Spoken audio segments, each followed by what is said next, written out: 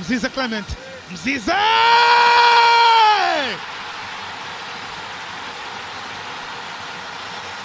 Attention please. Haikuwa rahisi sana kipindi cha kwanza. Pengine watu wakadhani ndio maji yameshazidi unga, lakini mmerejea, bila shaka ndio sifa ya timu kubwa kutokana na tamaa mpaka mwisho wa mchezo. Kwanza tunashukuru na asante kwa pongezi zako, lakini pia tunamshukuru Mwenyezi Mungu kwa mchezo mzuri na kupata matokeo mazuri. Moja katika jambo ambalo nimemshukuru sana Mwenyezi Mungu, leo tunakwenda kwenye mechi ya kimataifa CAF Champions League tarehe 22. Tumecheza mechi ya mwisho ya ligi leo na hatujapata majeruhi yoyote. Yaani moyo wangu ulikuwa unamdunda kwa sababu tumekuwa na hiyo trending kwenda kwenye mechi muhimu ya kimataifa, alafu tunatengeneza majeraha kwenye mchezo wetu wa mwisho wa ligi kwenda kwenye huo mchezo wa kimataifa. Kwa leo imeisha salama. Daktari ameniambia hakuna majeruhi yoyote ambayo yanaweza kusababisha mchezaji kusekana kwenye mchezo wa FAR Rabat. Kwa hiyo nimemshukuru sana Mwenyezi Mungu kwa hilo. Lakini la pili ni wapongeze benchi la ufundi, wachezaji wetu kwa matokeo mazuri ya leo, na ni matokeo ambayo yametupeleka sasa juu ya kilele cha msimamo wa ligi kuu ya NBC. Kwa hiyo maana ya kutushusha pale juu sasa hivi ni lazima uwe umejiandaa vizuri, uwe na ubavu. Kwa hiyo ukitaka kuona Yanga yupo juu, una uwezo wa kumteremsha, unapita mbele. Tumekaa kwenye nafasi ambayo tunastahili na tunaamini ni mwanga sasa wa kwenda kupambana kwenye mechi inayofuatia. Kipindi cha kwanza ni kweli hatukucheza vizuri sana, na hatukucheza vizuri sio kwa sababu tulikuwa na uzembe. Hatukucheza vizuri kwa sababu KMC pia na wao walicheza vizuri first half. Walijaribu kucheza vizuri sana kwenye kujilinda hapa nyuma. Nafasi ya kwanza ambayo tulipata kupitisha mpira wetu kwa Pacome kwenda kwa Maxi tukafunga. Lakini ukiangalia dakika nyingine zote walikuwa watu force turn pembeni tupige cross. Tulikuwa tupate nafasi ya kupita katikati, kupita vile ambavyo Yanga tumezoea kupita. Na wakawa na ushap, baada ya sisi kufunga goli ni kama tuka switch off kidogo, wakawa na ushap, tukafanya mistake hapa, wakapata foul.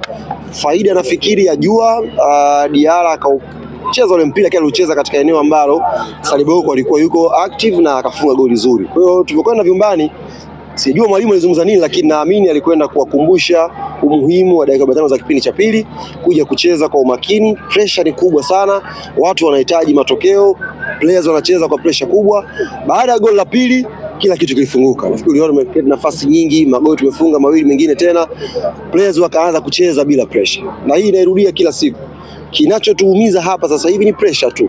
Pressure hii ikipotea, tukianza kushinda kwa ushindi comfortable namna hii, tukashinda kwenye michezo mikubwa, tutakuwa kwenye nafasi nzuri ya players kuonyesha zaidi kile ambacho wako nacho. Ni kama pressure inaanza kuondoka sasa kwa Andy Boyeli Tembo. Ile wamefanya vizuri sana.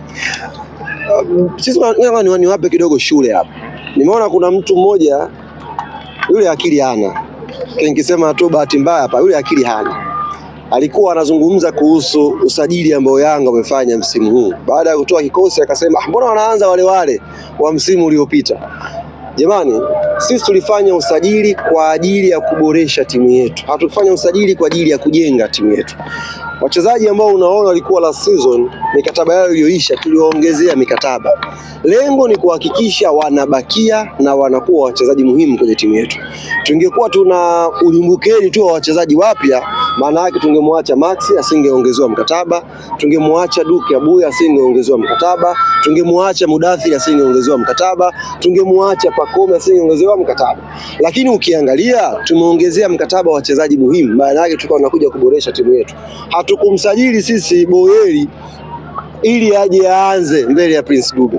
Tulikuwa tunaamini tuna striker wetu namba 1, Boyeli aje kuongeza changamoto kwa striker anayeanza. Hivyo hivyo kwenye nafasi nyingine. Nafasi pekee ambayo mtu yupo anaanza comfortable kwenye timu yetu sasa hivi ni namba 10 ambayo anaanza Mohamed Dumbia. Kwa nini? Kwa sababu namba 10 wetu wawili wote wameondoka. Ameondoka Zizi, ameondoka Chama. Kwa hiyo Dumbia ndio namba 10 mtu mara anaanza. Hata Mzizi angekuwa fit, maana yake hata Chikola angekuwa anakaa mbao. Sio, unaelewa? Kwa hiyo sisi hatukwenda kujenga timu, tulikwenda kuboresha timu. Kwa hiyo hawa wapi wanaokuja hawa mdogo mdogo wanatakiwa waingie kwenye timu kwa kuonyesha ushindani. Kama hivi anaanza Akija Boyeli anatakiwa aonyeshe kwamba anacheza vizuri kwenye nafasi.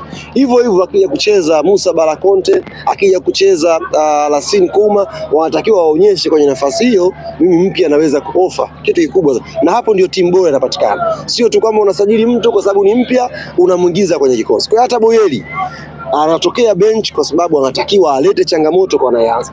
Kwa changamoto ikiendelea, maana yake wewe ambaye unaanza sasa, ambaye ulikuwepo last season, ukizembea huyu mpya anachukua nafasi yako, anakuwa regular kwenye kikosi chako.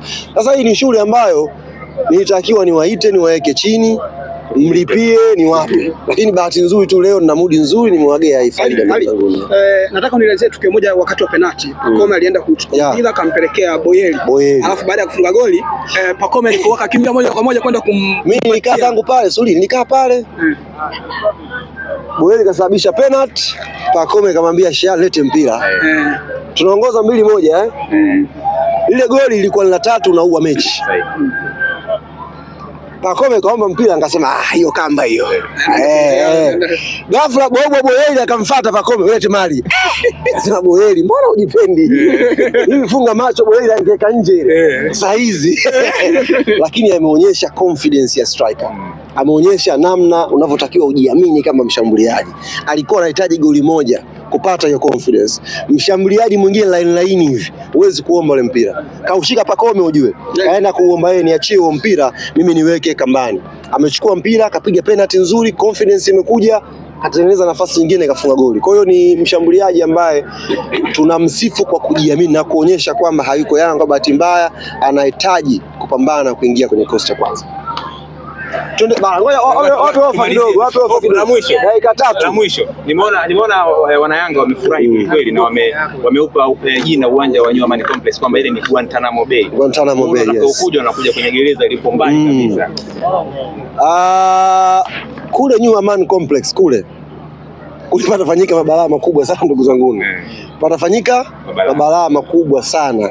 Tulichokifanya sisi tumefikiria mbali, ndio maana tumekwenda New Amani Complex. Na umekuita vizuri ndugu yangu. Kule ni eneo la mateso na mtakwenda kushuhudia, wala msiwe na haraka. Tarehe 22 dhidi ya FAR Rabat. Tukio ambalo tunafuata sasa hivi hapa, tunakwenda kuzindua jezi zetu za kimataifa.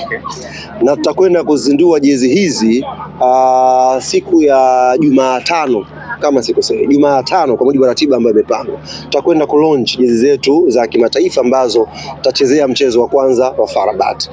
Niwaambie mashabiki na wapenzi na wanachama wa klabu yetu ya Young Africans, haya leo ya ligi yameisha hapa.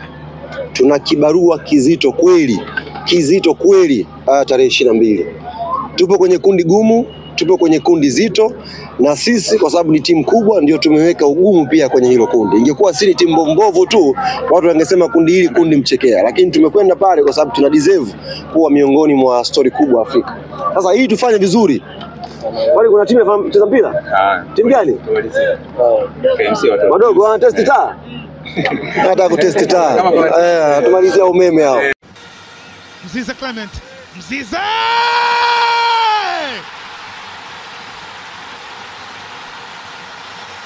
Attention please.